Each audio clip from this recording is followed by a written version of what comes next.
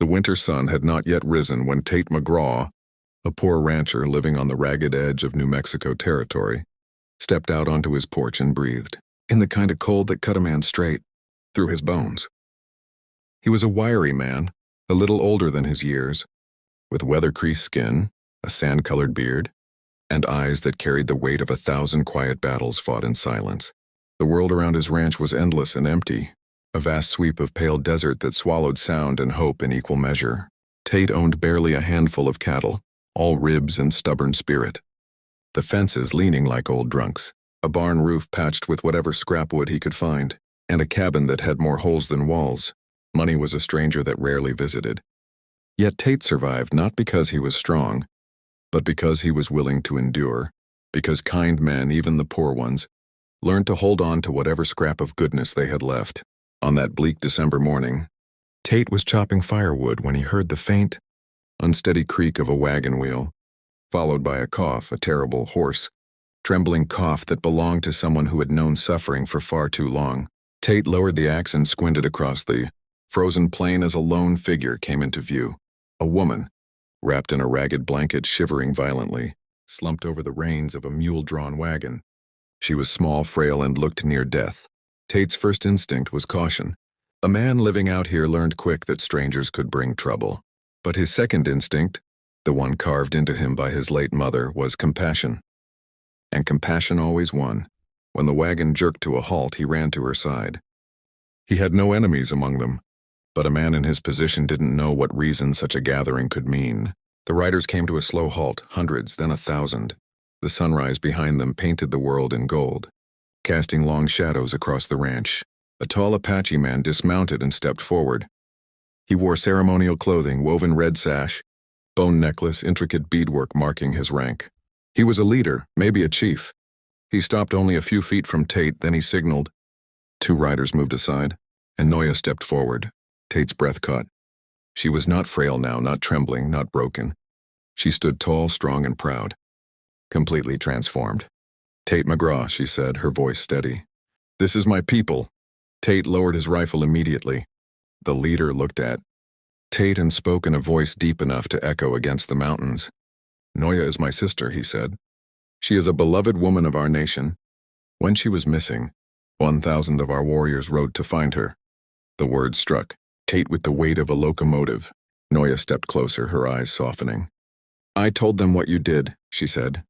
"How you sheltered me. How you gave when you had nothing. How you protected me without knowing who I was." Tate swallowed hard. It was the decent thing to do. "Decency," the leader replied, "is the rarest form of bravery." Then something happened that Tate would never forget for as long as he lived. The entire army of riders, the vast formation of warriors stretching across the horizon, lifted their spears in unison, not in threat, in honor. A silent, powerful gesture of respect offered only to someone who had earned it through pure heart, not force. Tate felt a rush of emotion so overwhelming, he had to steady himself against the porch post. "We have come," the leader continued, "to repay your kindness. Our people do not forget." Noya stepped closer, her voice gentle. "You gave me shelter when the world had none. Today 1,000 of my people stand with you. Whatever you need, protection, help, labor, food, you have earned it." Tate stared at them, speechless. The poor rancher who had nothing now stood before a sight that no man in the West had ever seen. An army gathered not for war, but for gratitude. Tears filled Tate's eyes, though he tried to hide them behind the brim of his hat. I didn't do it for repayment," he whispered. "I know," Noya said softly. "That is why you are worthy of it." The sun climbed higher, illuminating the riders until they looked like part of the morning sky, etched in gold, unshakable, eternal. Tate realized then that kindness, even the smallest act, could echo farther than any man could imagine, and this echo had returned to him as a thunder of hooves at dawn. This was how Tate McGraw's life changed forever. And little did he know the greatest test and greatest miracle still lay ahead. The sun had barely lifted when Tate McGraw stood in the middle of a sight no man would believe, unless he saw it with his own eyes. 1,000 Apache warriors mounted, disciplined, silent, surrounded his broken fences, his weather-worn home, his struggling ranch. They were not an army of anger. but an army of gratitude, and Tate, who had spent years wrestling the desert alone, now found himself the center of a gathering that could shake the entire territory. He had shelter for wolves, but not for people. He had patched roofs with rope and hope. Yet now, for the first time in years, he did not feel like the poorest rancher in the West. He felt like a man seen, a man valued. Noya stood beside him with quiet composure, her braids glistening in the morning light, her expression calm yet filled with the unspoken power of someone who belonged to a lineage older than the land itself. She guided Tate toward the Apache leader, her brother, who stood with dignity that did not need announcement. His eyes were deep, steady, carrying the wisdom of 100 winters. "Tate McGraw," the leader said, "your kindness has reached our entire nation. Today we stand here in peace and in honor. No weapon raised, only gratitude." Tate had never been a man of fancy words. He tipped his hat, overwhelmed. "I didn't do nothing special," he said quietly. "Just help someone in trouble." "In a world where men turn away easily," Noya replied, "such acts become rare jewels." Then the leader raised his hand, signaling the riders. Instantly they dismounted in a wave smooth as wind rolling through tall grass. Tate watched with disbelief as they spread across his ranch, not as invaders, but as workers ready to restore everything broken. One group began repairing his sagging fences with precision and skill. Another team hauled lumber from pack horses to strengthen his barn. Others brought bundles of food, dried meat, corn, fruits, medicine, blankets, more than Tate had seen in years. Tate's throat tightened. "I can't take all this," he whispered, voice trembling with emotion. The leader placed a hand on his shoulder. "You can," he answered, "because you gave without asking. That is a strength many wealthy men fail to understand." As the day progressed, Tate moved among the Apaches, helping where he could, offering water, directing repairs. What amazed him wasn't just their skill, but their unity. They moved like a single heartbeat, each action connected to the next, speaking hardly any words yet communicating perfectly. Their harmony made Tate's scattered, lonely ranch feel alive again. Children played near the well. Women set up fires and cooked meals whose aromas made Tate remember what real food tasted like. Warriors stood watch, not because Tate needed protection, but because honor demanded it. Everywhere he looked there was movement, purpose, life. For a man used to silence, it was like stepping into another world. And yet something stirred in the distance. Around midday a column of dust rose far beyond the hills, thin, fast-moving, unnatural. Noya noticed it first. Her eyes narrowed with instinctive caution. "Riders," she said. "Not ours." Tate immediately felt his chest tighten. The Apache leader signaled, and the warriors straightened. Ready, but still peaceful, restrained. Tate recognized the danger. Not from the Apache side, but the other. The dust cloud resolved into a group of armed settlers, dozens of them, men from nearby towns who must have spotted the enormous gathering at his ranch. Some rode with fear, others with anger, many with prejudice, and all carried rifles. Tate stepped forward quickly, lifting his hand to the Apache leader. "Let me talk first," the leader nodded. "Speak as you wish. We will stand with you." The settlers skidded to a halt as they reached the ranch, forming a ragged line opposite the Apache formation. Their horses snorted nervously. Their fingers twitched around their guns. Their eyes darted wildly between Tate and the 1,000 riders behind him. "Tate!"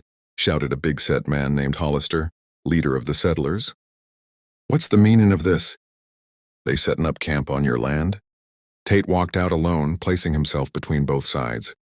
He kept his voice steady. "They ain't here for war.